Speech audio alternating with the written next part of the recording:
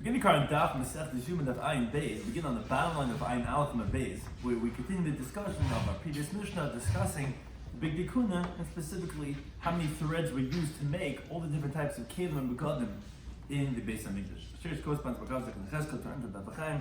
Krishna Madrunis with today's daf. The Schluss for Tinnik Ben Yehunis. So I'm just going to discuss today's daf, as we mentioned, is a discussion of the Big Dikuna and then into a discussion of the Klei Hamikdash. We have various Agadic teachings about the study of Torah and how to succeed in one's Torah study.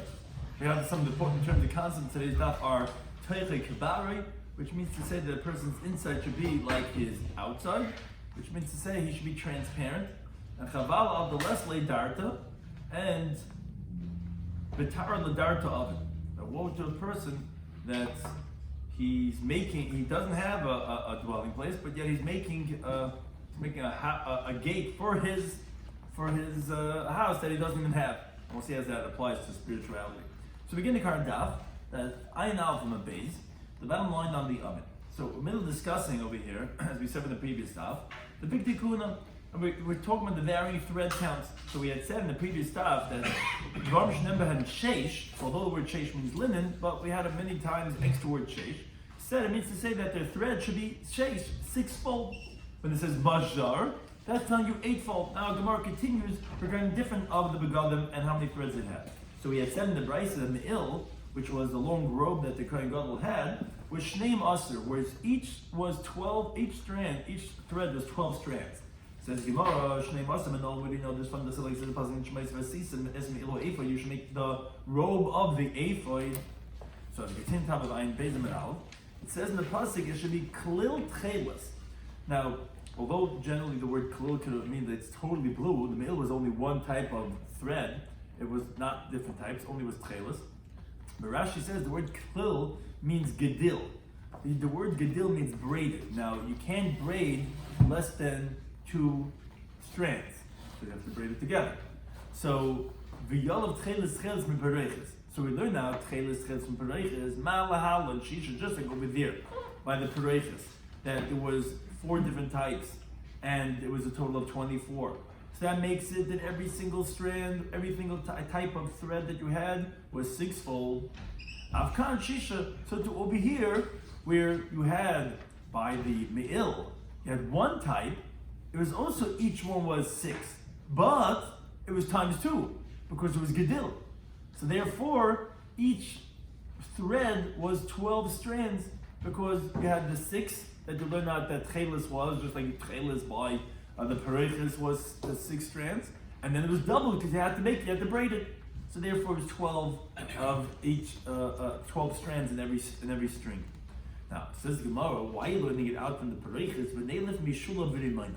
Why don't you learn it out from its own hem, meaning its pomegranates, which we said in the previous daf, the pomegranates was the only one that was mashzar.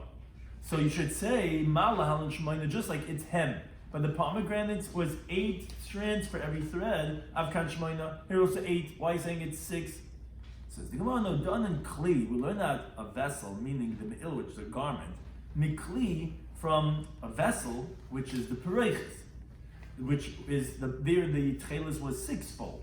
Ve'im done in kli mitachshet kli. You don't learn that a vessel, which is a garment of me'il, from an ornament of the vessel. They remind them the pomegranates were decorative of the me'il. So you're not going to learn out an actual kli from a tachshit of a kli.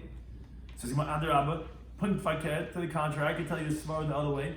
Done in gufa, you shall learn out the body of the me'il, gufa from its own body, meaning from the body of the me'il, which on the bottom is hem, which is the pomegranate. Vein done in gufa me'alman, you shouldn't learn out the me'il from somewhere else from the pareiches. Says the Gemara, but this is what we said in the Bryce in the previous daf. We had a few extra words sheish that were unnecessary because you could have just said at the end of the pasuk sheish. Why saying the had is sheish and this is sheish and this is sheish and this is just say the whole list and say the word sheish at the end. So we dashed them in the Bryce the previous daf. They say each word of sheish is coming to tell you something.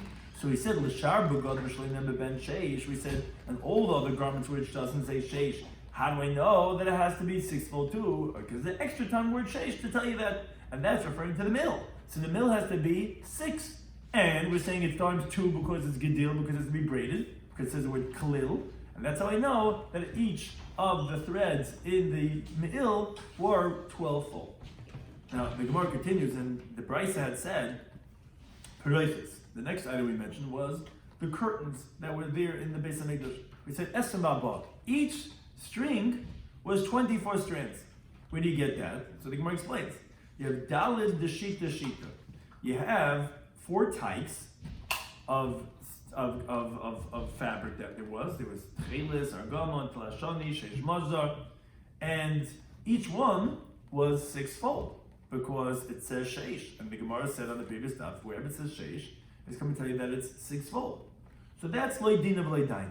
That we don't need a judge, we don't need a judgment. In other words, there's no doubt about that. It's pretty clear, open and shut, that there the Pereiches was 24 strands.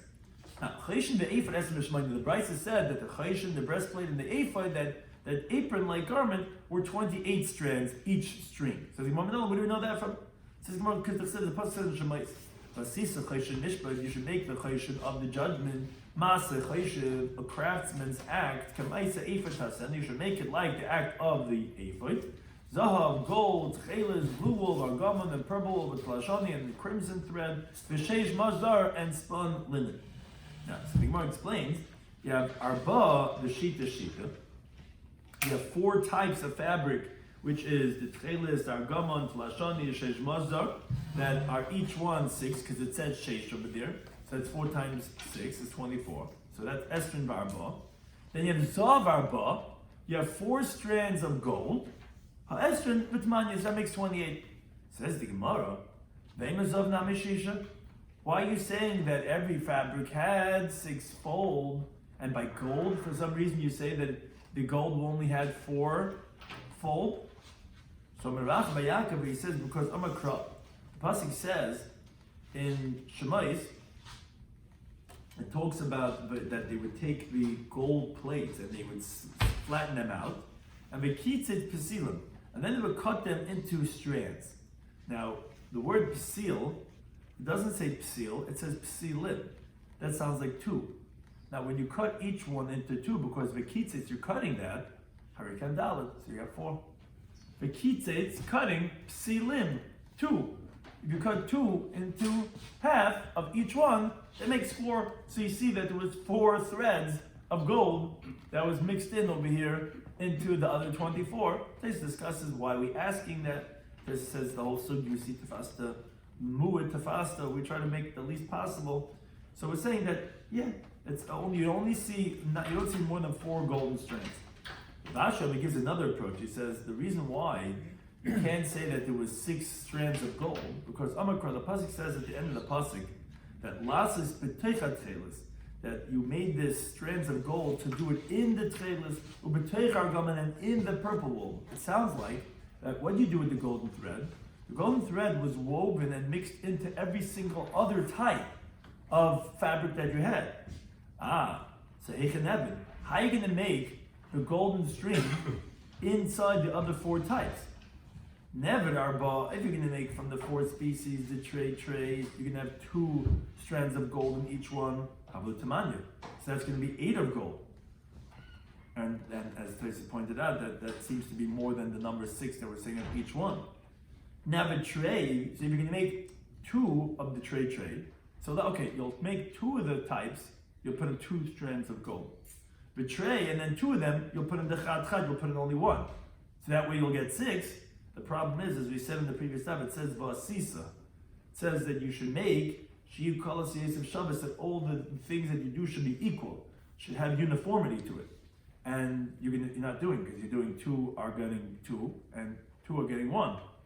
So therefore, that's why we say that no, you're going to do each one only 1, and that's why the total number you're going to have for the Choshen Ephod is going to be 28 strands, because you have 24 of the 4 types that each have 6, and you have the gold which is put into 1 in each one of the other types.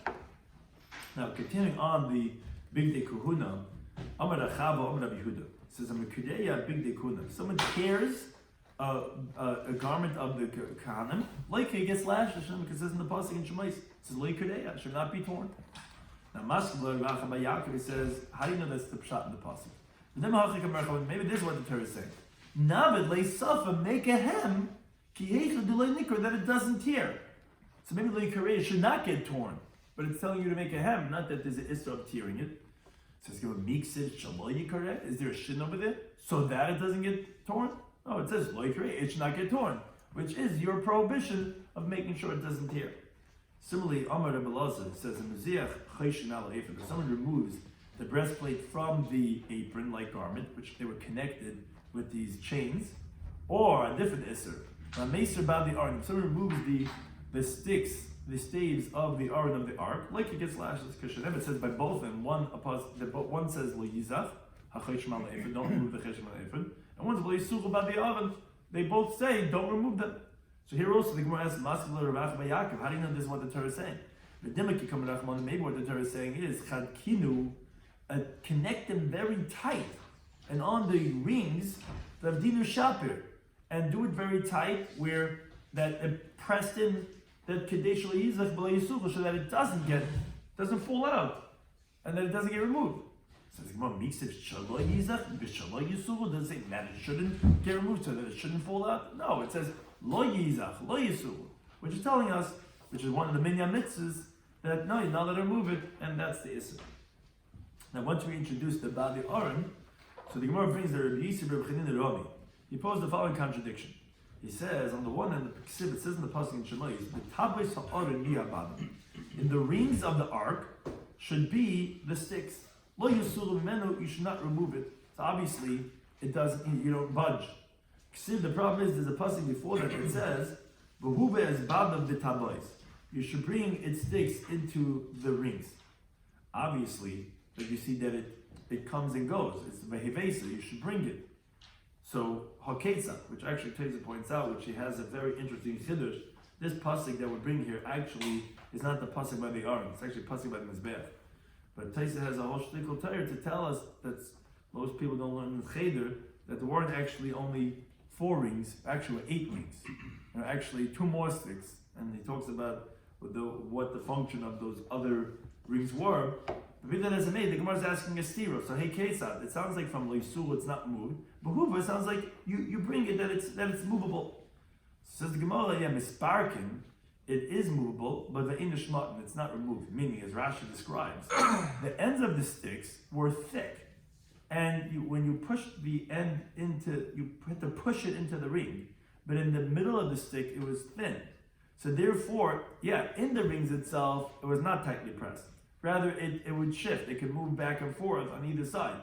But you couldn't make it that loose that it could fall out because the end of the stick was very thick. So therefore, it was misparkin the English mutton. That's how you resolve that stira in the 2 psukim. And Tanemach is similar in the Braisa. The Tabis are in the Abad, and the pasuk says, in the rings of the ark should be the sticks. Lo Yisuhu, they shouldn't be removed. Now, Yachal Le'yu Zozim come. You would think, okay, you can't budge from its place. Tam 11, it says in the pasuk, so you should bring in the sticks into the rings, which sounds like there's some type of a coming in, as if it comes and goes. Now, if we had only that pasuk, you would think, okay, you could take the sticks in and out. It says that in the rings of the ark should be the sticks. So okay, so how do you resolve it? So misparkim English mutton is that it's movable, but it doesn't fall out. Of course, like Rashi described, it's thicker at the ends versus that of the middle. Now, once we introduce the Klei HaMishkan, so the Gemara continues with different psukim regarding the Klei HaMishkan. Amr Reb Chanina says, Ma'adir said, what does it mean in the pasuk in Shemais that it says you should make planks for the Mishkan, the Krushim, Atzei Shitim, cedar wood, Oimdim, that are standing up. Well, what does it mean standing up? What's Atzei Shitim Oimdim? So the Gemara brings 3 pshatim. One pshat, the Sha'imdim Derf Gedilasan, that actually the wood would stand the way it would grow. The upper part of the tree was actually higher up on the Krushim, and the lower part of the tree is actually lower down.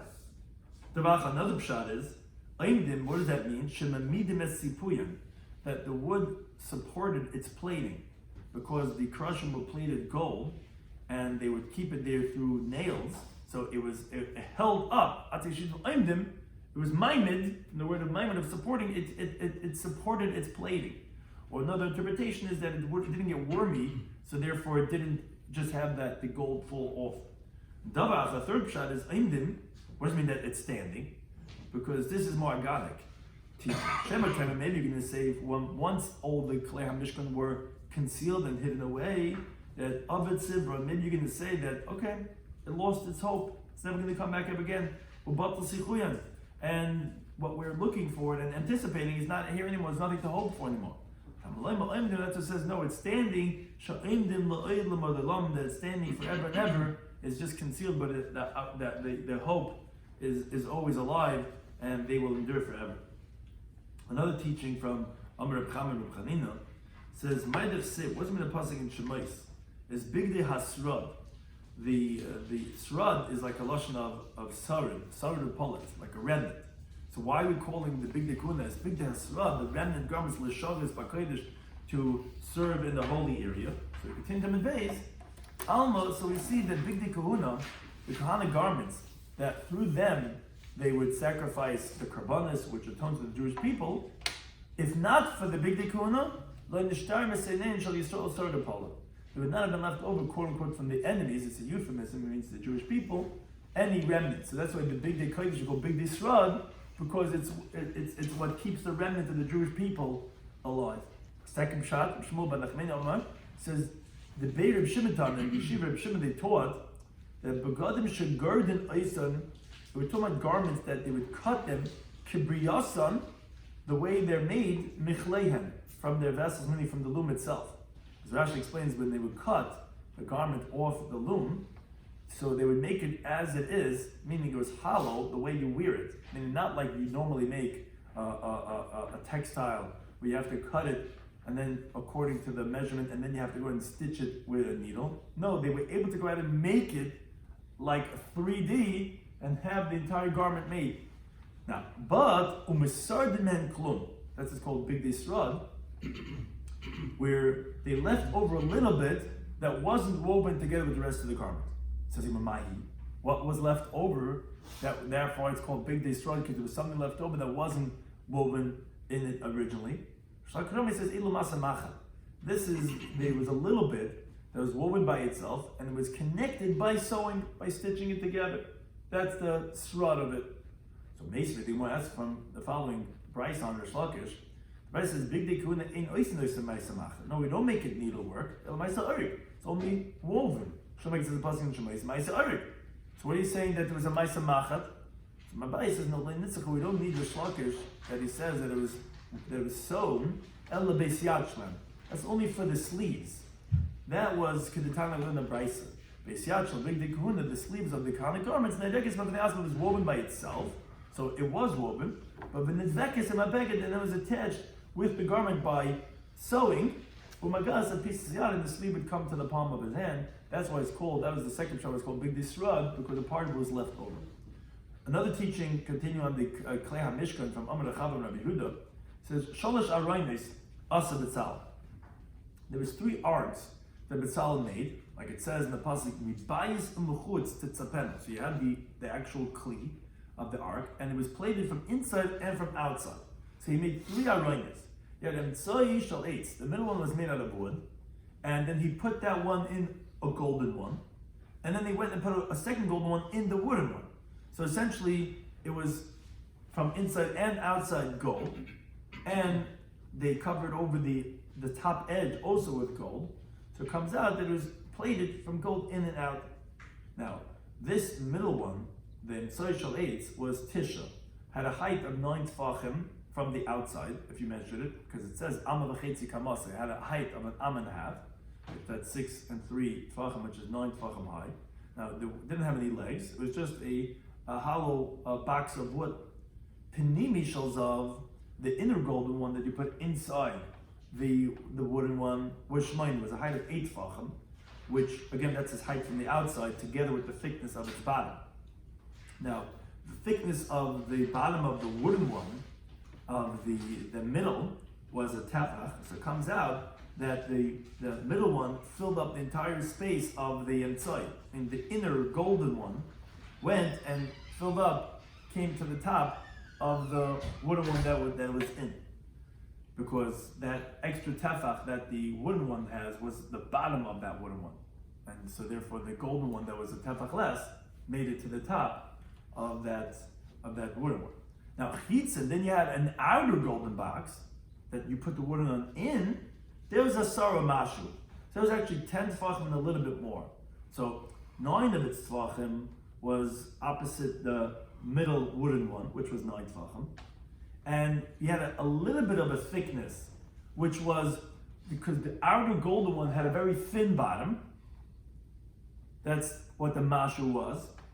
And then the 10th tefach was a tefach over the wooden one.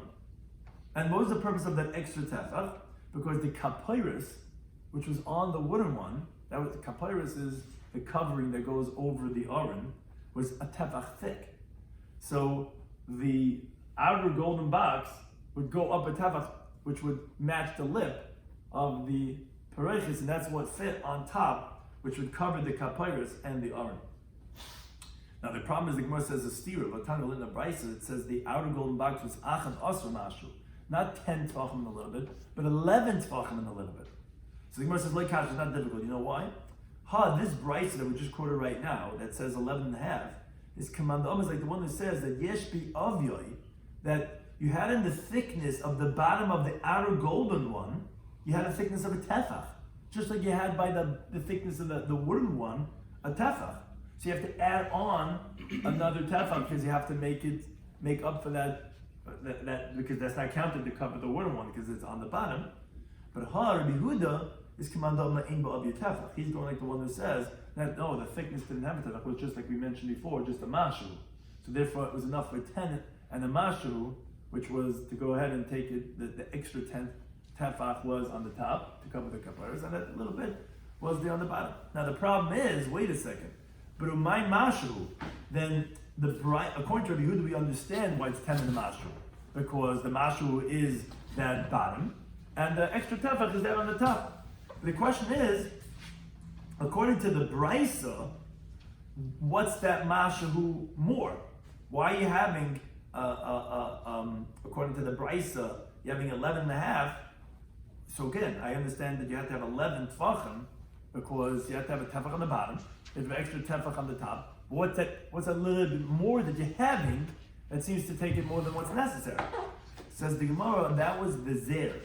There was a crown that went above the thickness of the kapayos, a little bit more in the height of the outside to be a crown all around the kapayos. Now, Rabbi Yehuda's mashu was actually something else. His mashu was again for the thickness of the bottom outer golden box. And he wasn't talking about the crown at all. But according to the Brises that's saying 11 and a half, so again, the wooden one was 9.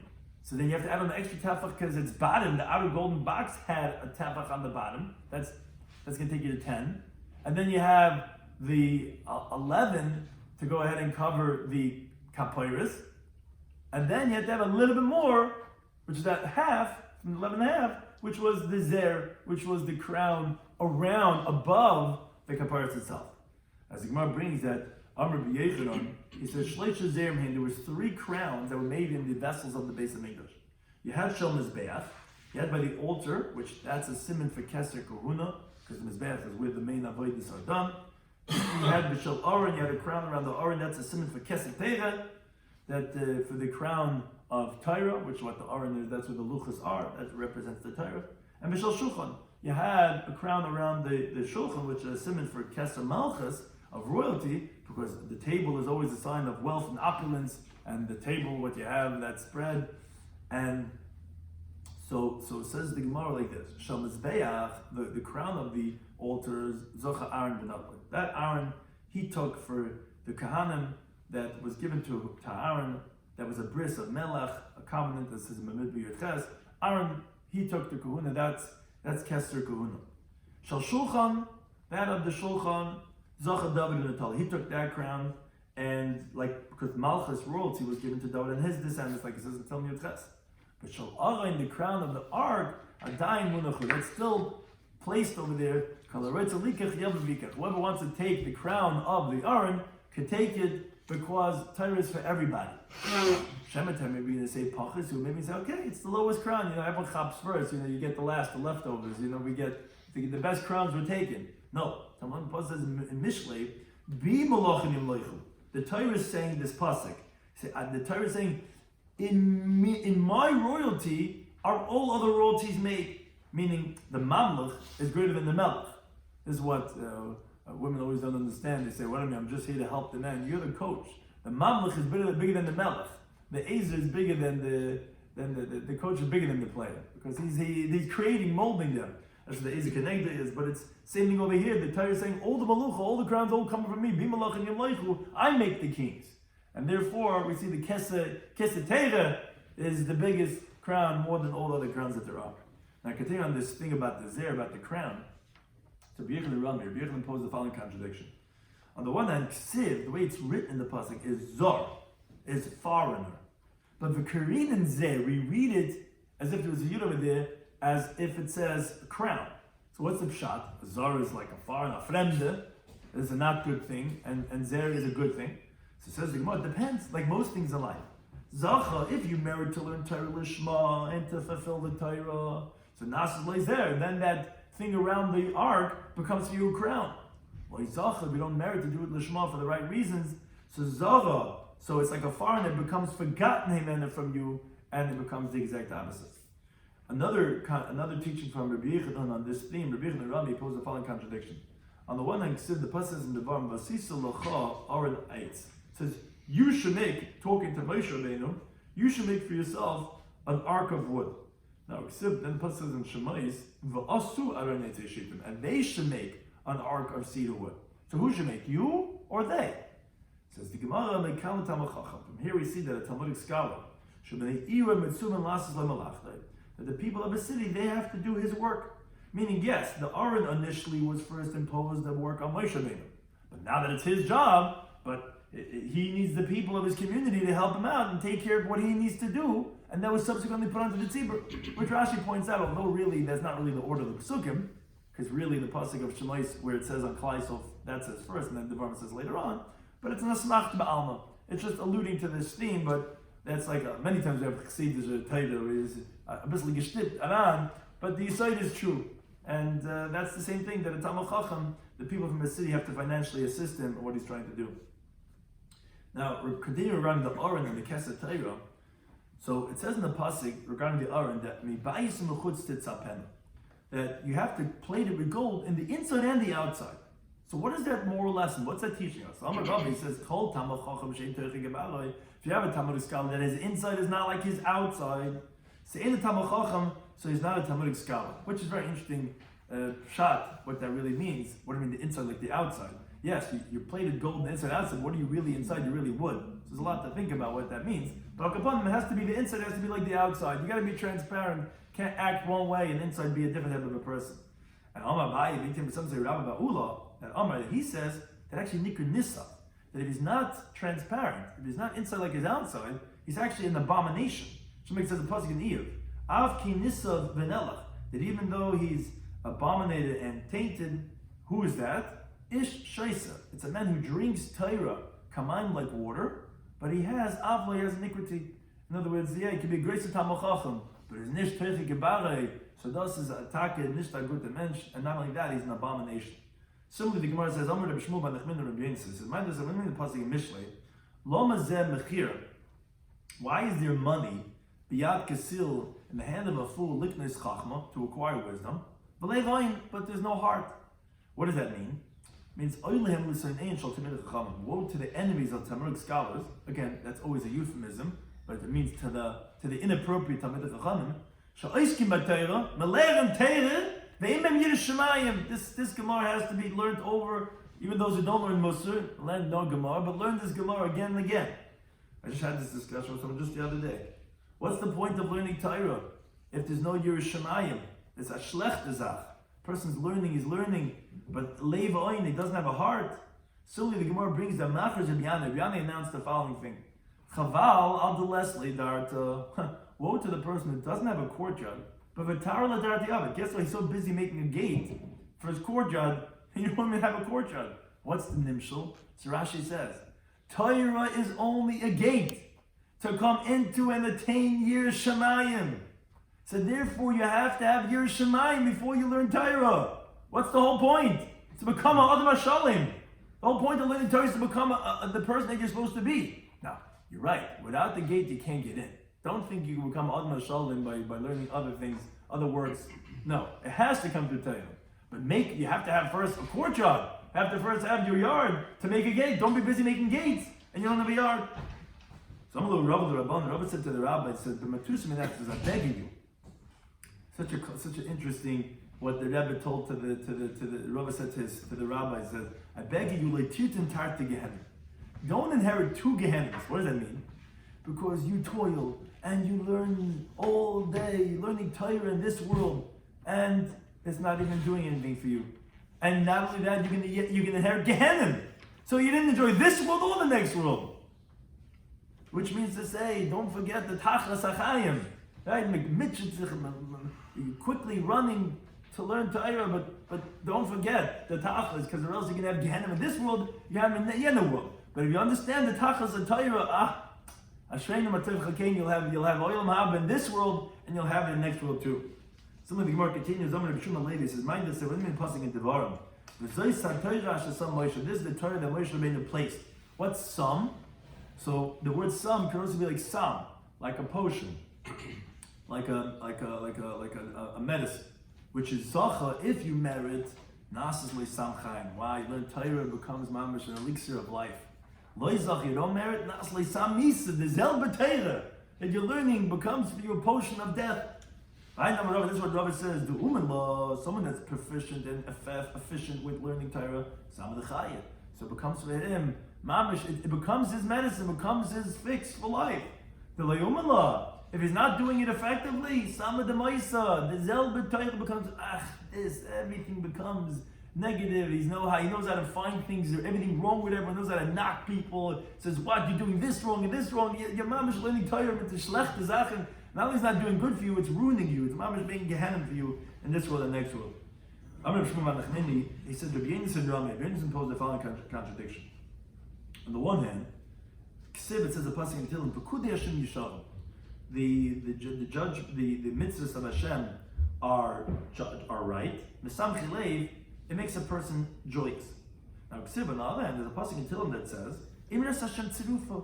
The word of God is like refining, which like gold, you refine it tips, it hurts, it's difficult. So I understand, is Torah beautiful or is Torah difficult? So Zel B'Zach.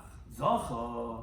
Now what does Zacha mean? It's the same thing why the Eze connected. People have wives, they say, Oy vey, Aisha, nice, mamish, I can't stay home for a second, right? And some people in mamish, they can't wait to get home. They run home, they're running home from yeshiva, running from work, they can't wait to meet their wife. What's the pshat?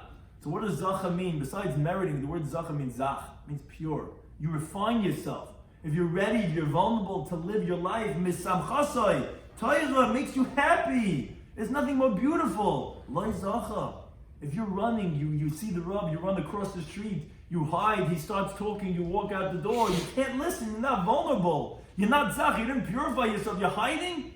Sarfasai, oy gay, then Chanami. That's Yisrum and that's Gehenim. It's not the Torah, it's not your wife, it's you. Make yourself Zach. Then you'll get the Simcha Sachayim. If you're not, it's going to be Gehenim. Shlach Shama, he says, Meguf the Kronach, he says, you learn it off in the Pasuk itself. Meaning, when the Pasuk says, Imas Hashem Tzerufa, there's two types of Tzerufa. Zachav, you married Tzarfas L'chaim. So, it's the same thing. You know, what's the difference between a sadistic person who's forcing you to get down on the floor and go through Gehenna, or if you're a Marine, if you have a coach and you go through Hell Week, right? People, they worked a whole life to get this. It's the problem. What do you want? It's the same thing. Zacha, if you're pure, the people, you can talk about it for the next 60 years. Talk about how you went through and became a Navy SEAL, or how you became that athlete. You pay money for this. This guy torturing you, and you're paying money because you're ready, you're vulnerable, you're open. So then, Tzarfas L'chaim purifies you for life. You're on fire. Lo Zacha, you're not marrying Tzarfas L'misa. Oh, Gehenna, I come home and she tells me this and she tells me that, because you're not Zach. Become Zach, it'll be Tzarfas L'chaim. If you're Lo Zach, it's Tzarfas L'misa. Also over there in those psukim that we quoted before, Pekudei Hashem Yisharim, so it says over there, Yiras Hashem Tahira. The fear of God is purity, Oimedis Load, it remains forever. What is that pasuk saying? So Rabbi says, this refers to someone who learns Torah in purity. Says the Gemara, Mahi, what does that mean? So Noise Isha, you marry a woman and it saves a person from illicit thoughts, and then they learn Torah. Which many times people find that after they get married, the Torah learning is very different, because again, he's zeicher to this bechin of Yiras Hashem Torah by Medis Law.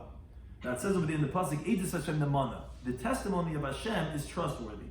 What does that mean? Amar B'chia Barabi says, Nemanahi, the Torah is trustworthy, leheyid b'lemdeh, to testify for those who learned it, who fulfilled it, and who didn't fulfill it. So the Torah itself is checking to say, you're using me, but make sure I'm checking. You know, there's a fact checking to make sure that you're doing it appropriately. Now, continuing regarding the Klei HaMishkan that we're talking about, so the pasuk says Ma'aser Reikim. In one place it says that it was an act of embroidery. Another place it says Ma'aser Chesed, the act of a designer. So what does this mean? Was it Reikim? Was it embroidery? Was it Chesed? So Amar Rav he says that Shreikmin, the embroidery was b'makom shechayshim, in a place where they would mark it off. Meaning to say that first they would make the image on the garment through some type of a dye, and then they went and they embroidered where they had made that mark with the needle on the fabric. So that's why it's Reikim b'makom where they had the chayshim. That's one shot. But Tamish Midr Nechemia, we learned the Bryce and name of Nechemia that actually Reikim there was actually two different types that they would make of the curtains, depends which curtain in the Beis HaMikdash, in the Mishkan. So Reikim was actually Ma'aser Machal, was needlepoint. Lafikach parts of Echem. That's why there was actually one image on both sides, meaning you saw that same image on both sides of the curtain. Chesed was actually Ma'aser Oyrik, was actually an act of weaving. Lafikach Shnei Partzuf is therefore there was actually two images, meaning that the curtain had two different walls. And you had two images on the two sides, which were dissimilar. They were not the same. Sometimes on this side you had a lion, and on this side you had an eagle. And just like you have for belts of silk, which you have two different images because it's weaving. But Reikim, which there you have the image that you have on one side, you have the same on the other side. So again, it's not a stira. It actually depends what type of a curtain. Sometimes they would do Reikim, depending on which curtain we're talking about, which was needlepoint. Needlepoint, you go through the whole thing, so you're going to have the same image on both sides. And whereas by Oireg, which is weaving, that they would have woven on you could have different, therefore it's called different things because they had different images. Thank you anytime. I was saying this.